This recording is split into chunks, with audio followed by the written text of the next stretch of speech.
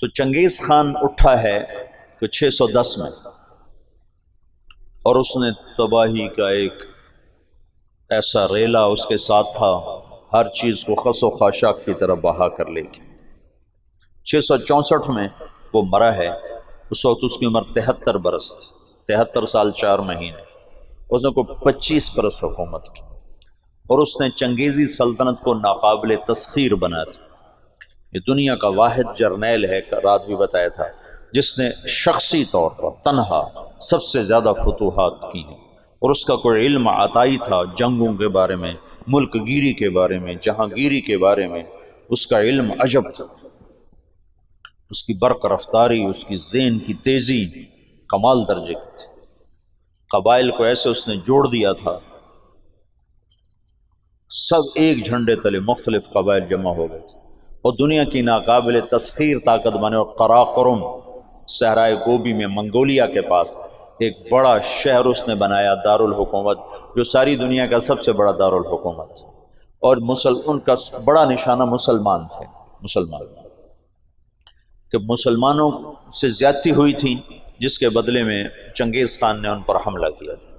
چنگیز خان کے مرنے پر اس کی سلطنت، اس کے 4 بیٹے تھے۔ بڑا جوجی تھا، جوجی کے بارے میں اسے شک تھا کہ یہ میرا بیٹا نہیں، کہ اس کی جب یہ چھوٹا سردار تھا تو اس نے بڑی شکستیں کھائیں، حتیٰ کہ اس کی بیوی اغوا ہو گئی۔ جب وہ واپس آئی تو حاملہ تھی، لیکن اس نے بورتائی خاتون اس کا نام تھا، اس نے ہمیشہ اس کو عزت دی اور اس بیٹے کو اپنا ہی بیٹا سمجھا، اس کا نام جوجی۔ 3 بیٹے اس کے سامنے پیدا ہوئے، اغدائی اور چغتائی اور طولوئی۔ تو اس نے اغدائی کو اپنا جانشین بنایا، اور جوجی کو روس کی سلطنت دی، روس کی، اور چغتائی کو اس نے منگولیا کی طرف کا اور چین کی طرف کا علاقہ دیا، اور جو طولوئی تھا اس کو یہ نیچے آذربائیجان سے نیچے ایران اور یہ شام، یہ علاقے اس نے 4 حصوں میں اس نے اپنی سلطنت کو تقسیم کیا، اور اغدائی کو سب سے بڑا سردار بنایا۔ اغدائی کے دور میں فتوحات کا رخ مسلمانوں سے ہٹ کے یورپ کی طرف چلا گیا، تو ان کا ایک سالار تھا سوبدائی بہادر، سوبدائی، وہ پولینڈ تک پہنچا، پولینڈ تک، لیکن اس میں کوئی ایسی سلطنتیں تھیں نہیں، ایسی چرواہے سے بیچارے غریب لوگ، تو وہ پولینڈ تک اس نے چنگیزی سلطنت کو پھیلا دیا۔ اب یہ وہ ہاتھی ہے جس کے سامنے ساری دنیا کے بادشاہ چیونٹی اور چوہے کی طرح، انہیں میدان جنگ میں ہرانے کی کوئی شکل نہیں۔ تو اسلام کی شکل یوں تھا کہ اب بجھا، اب بجھا، اب بجھا، لیکن اللہ نے دین کو باقی رکھنا ہے تو انسانوں کو بھی باقی رکھنا ہے جو مسلمان کہلائیں۔ جب اغدائی مرا ہے تو اس کا بیٹا تھا قیوق، وہ حکمران بنا، وہ بہت رحم دل تھا، اس نے جنگیں روک دیں اور مسلمانوں کو اپنی سلطنت میں شامل کیا، تو اس کی وجہ سے ساری تاتاری سلطنتوں میں مسلمانوں کے بارے میں نرم گوشہ پیدا ہو۔ اب نامعلوم تاریخ کے گمنام سپاہی ہیں جو اتنے غیر معلوم ہیں، اتنے نامعلوم ہیں کہ کسی تاریخ میں ان کا نام تک درج نہیں، ان کی جگہ درج نہیں، جنہوں نے تاتاریوں کو دعوت دینا شروع کی۔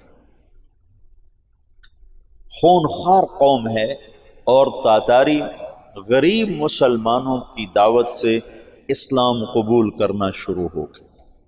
یہ تاریخ کا حیرت ناک واقعہ ہے۔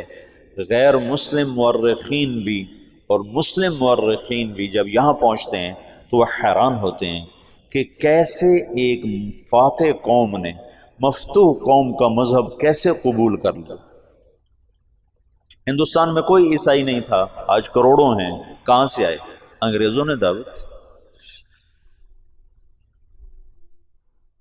اندلس سے سارے مسلمان مٹ گئے، سب عیسائی ہو گئے، کیسے؟ طاقت عیسائیوں کے ہاتھ میں تھی۔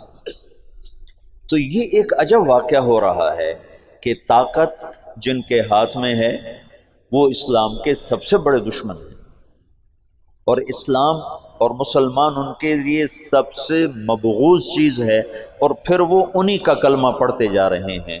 یہ 7ویں صدی میں ہو چکا ہے۔ آج کا چنگیز کسی اور شکل میں ہے، کسی اور نام کے ساتھ ہے۔ آج کا ہلاکو کسی اور شکل میں ہے، کسی اور نام کے ساتھ ہے، لیکن آج بھی وہی ہوگا جو 7ویں صدی میں ہو چکا ہے۔ ہم ان کو سیاسی میدان میں، جنگی میدان میں شکست نہیں دے سکتے۔ تو وہ سائنس ٹیکنالوجی میں وہاں پہنچ چکے ہیں جہاں ہم اور جنم لے کر بھی نہیں پہنچ سکتے، لیکن ایک راستہ ہمارے پاس پڑا ہے، ہم ان کو دعوت دیں۔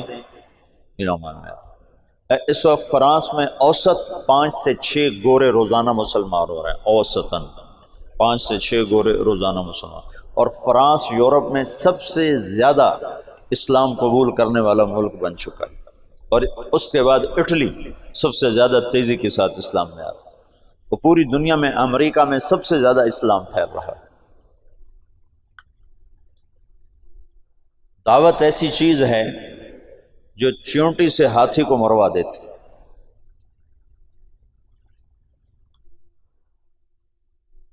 اس کی نرمی سے کچھ دل نرم ہوئے اور اسلام داخل ہونا شروع ہوا۔ تو کویوک جب مرا ہے تو اس کا بعد طولوئی کے 4 بیٹے تھے، ایک قبلائی خان، ایک منگو خان، ایک بوکا خان اور ایک ہلاکو خان۔ تو اس وقت جوجی کا بیٹا ایباقا وہ سب سے بڑا سردار تھا تاتاریوں میں۔ تو انہوں نے مشورہ کیا کہ اب ہم کس کو اپنا خاقان بنائیں، تو ایباقا نے منگو خان کے بارے میں کہا کہ اس کو اپنا خاقان بناؤ۔ منگو اسلام دشمن تھا، اس کے دور میں بغداد تباہ ہوا ہے۔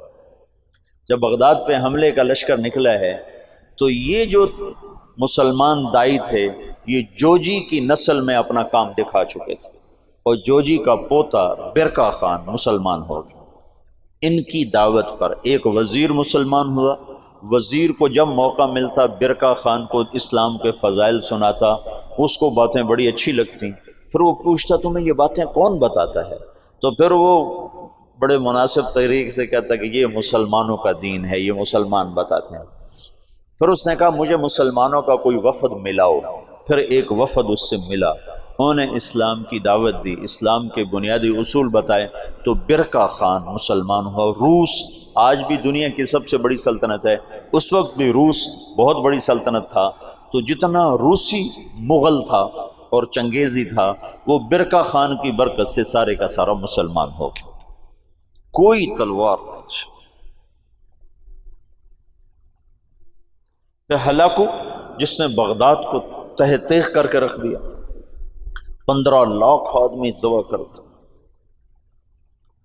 658 میں پھر اس نے مصر پہ چڑھے، اس دوران حلب، شام، دمشق کو اس نے اینٹ سے اینٹ بجا دیا۔ پھر 658 میں وہ دمشق مصر کی طرف حملہ آور ہوا۔ تو مصر پر اور ہندوستان پر، حالانکہ یہ دونوں ملک کے لوگ کو اتنے دلیر نہیں تھے جتنے کہ شام، عراق، یہ جو جنگجو قومیں تو یہاں تھی، عرب، اور مصر تو مخلوط قوم تھی، ہندوستان مخلوط قومیں تھیں، لیکن کوئی اللہ کی قدرت ہے، نہ ہندوستان پہ مغل حاوی ہو سکے نہ مصر پہ حاوی ہو سکے۔ دونوں جگہ ہندوستان والوں نے تو طاقت سے، اور اللہ کی مدد تو دونوں کے ساتھ تھی، اور مصر والوں نے سیاست سے۔ 658 میں ہلاکو خان نے مصر پہ حملے کے لیے فوج نکالی تو اس کا بھائی منگو خان مر گیا۔ منگو کے مرنے پر یہ قانون تھا کہ جو تاتاری جہاں پر ہے، جب خاقان اعظم مر جائے تو سب قراقرم پہنچیں تاکہ اگلے خان کا انتخاب کیا جا سکے، اگلے خاقان کا انتخاب کیا جا سکے۔ تو وہ وہاں سے نکلا، تو اس کی بیوی تھی، وہ عیسائی ہو چکی تھی، دوقوزہ، اور اس کا سالار تھا کتبوغا، وہ بھی عیسائی ہو چکا تھا۔ وہ مسلمانوں پر بہت ظلم اٹھاتے تھے، بہت ظلم اٹھاتے تھے، اور ان دونوں نے بڑی کوشش کی کہ ہلاکو خان عیسائی ہو جائے، لیکن وہ عیسائی نہیں ہوا۔ تو انہوں نے اس کی منت کی کہ تم واپس نہ جاؤ، مصر کو فتح کر لو۔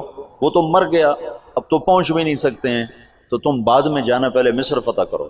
اس نے کہا نہیں، یہ چنگیز خان کا قانون ہے، میں اسے پورا کروں۔ اور اس نے ایک لشکر کا حصہ شام میں چھوڑا، فلسطین میں، اور 2 حصے لے کر وہ واپس چلا گیا قراقرم کی طرف۔ تو اس موقع سے فائدہ اٹھا کر مصر والوں نے خود حملہ کر دیا۔ تو عین جالوت پر 658 میں رمضان میں یہ جنگ لڑی گئی، اور 40 سال کے بعد مسلمانوں کو پہلی فتح نصیب ہوئی۔ اور اس میں قطبوغا گرفتار ہوا، تو وہاں مصر میں اس کو ٹکڑے ٹکڑے کر کے ختم کیا گیا، پر وہ ایسا کم وقت تھا کہ بوٹی بوٹی ہو گئے، پر اس نے سی نہیں کی، اف نہیں کی۔ انہوں نے کہا کیا تاتاری عورتوں نے بچے جننے بند کر دیے جو میرا کوئی بدلہ نہ لے گا؟ میرا بدلہ لینے والے ضرور آئیں گے، لیکن اللہ نے وہ موقع نہ دیا۔ برقع خان ایمان لا چکا ہے۔ جب ہلاکو چلا ہے، وہ قراقرم کے قرولتائی اس کو کہتے تھے، قرولتائی کانفرنس، اس کانفرنس کے لیے چلا ہے، تو اس وقت قبلائی طولوئی کے 4 بیٹے تھے، تو منگو بنا تھا، تو منگو کی جگہ بوقا خان موجود تھا قراقرم میں، وہ خود ہی خاقان بن گیا۔ تو قبلائی کو پتہ چلا، تو وہ پھر فوج لے کر آیا، اور اس نے اپنے بھائی کے ساتھ پہلی دفعہ تاتاری آپس میں لڑنا شروع ہوئے، اور ان کی ہیبت میں کمی آئی، اور قبلائی خان نے بوقا کو شکست دی اور قراقرم پہ قبضہ کیا۔ پھر ان بھائیوں میں آپس میں بہت لڑائیاں ہوتی رہیں تخت کے لیے۔ آخر میں قبلائی خان غالب آیا، اور اس نے اپنے بھائی کو قید کر لیا، پھر قید میں وہ مر گیا بوقا، اور اس نے قراقرم کی بجائے چین کو اپنا دارالحکومت بنایا، چین فتح کیا اور چین کو اپنا دارالسلطنت بنایا۔ جب ان جنگوں سے فارغ ہوئے تو ہلاکو خان نے حملہ کیا مصر پر، تو برقع خان کو خط لکھا رکن الدین بیبرس نے کہ تم ہماری مدد کرو، تم بھی مسلمان ہو، ہم بھی مسلمان۔ تو پھر برقع خان نے ہلاکو کو خط لکھا کہ تم مسلمانوں پہ حملہ نہ کرو، ورنہ میں تم پہ حملہ کروں گا۔ تو ہلاکو نے اسے خط لکھا کہ تم نے چنگیز کا قانون نہیں پڑھا کہ تاتاری آپس میں نہیں ٹکرایا کرتے؟ تو اس نے اس کو جواب دیا کہ وہ بھی کافر تھا، تو بھی کافر ہے، تو حملہ کرے گا میں تیرے اوپر حملہ کروں گا۔ جب وہ مصر پہ حملہ آور ہوا تو برقع خان ہلاکو پہ حملہ آور ہوا، تو اس نے ہلاکو کو شکست دی، اور مصر اس تسلط سے نکل گیا۔ پھر ان دونوں بھائیوں کی، چچا زاد بھائیوں کے آپس میں لڑائیاں ہوئیں، جس میں ہلاکو کو آخر میں شکست ہوئی، اور اس غم سے وہ بھی 42 سال کی عمر میں فالج کے مرض سے مر گیا۔ اس کا پوتا ہلاکو کا پوتا نکودار اس کا نام تھا، پہلے وہ عیسائی ہوا، عیسائی، اور اس نے اپنا نام نکودار رکھا۔ یہ نکودار خاقانی نام نہیں ہے، لیکن بعد میں اللہ نے اس کو اسلام کی دولت دی تو مسلمان ہو کر اس نے نام احمد خان رکھا۔ ہلاکو کی نسل میں اسلام داخل ہو گیا، کوئی تلوار نہیں چلی۔ کون گمنام تھے جنہوں نے ان کو دعوت دی؟ تبلیغ کی طاقت بتا رہا ہوں۔ یہ جو جوشیلے لوگ ہیں نا تحریکوں، ایک تبلیغ سے کیا ہوگا، صرف تبلیغ سے کیا ہوگا، نری تبلیغ سے کیا ہوگا، نرے بستر اٹھانے سے کیا ہوگا، یہ بتا رہا ہوں کہ نری تبلیغ سے کیا ہوا۔ 7ویں صدی کے چنگیز کلمہ پڑھ گئے، آج کے چنگیز بھی کلمہ پڑھیں گے، زندہ رہو گے تو دیکھو گے۔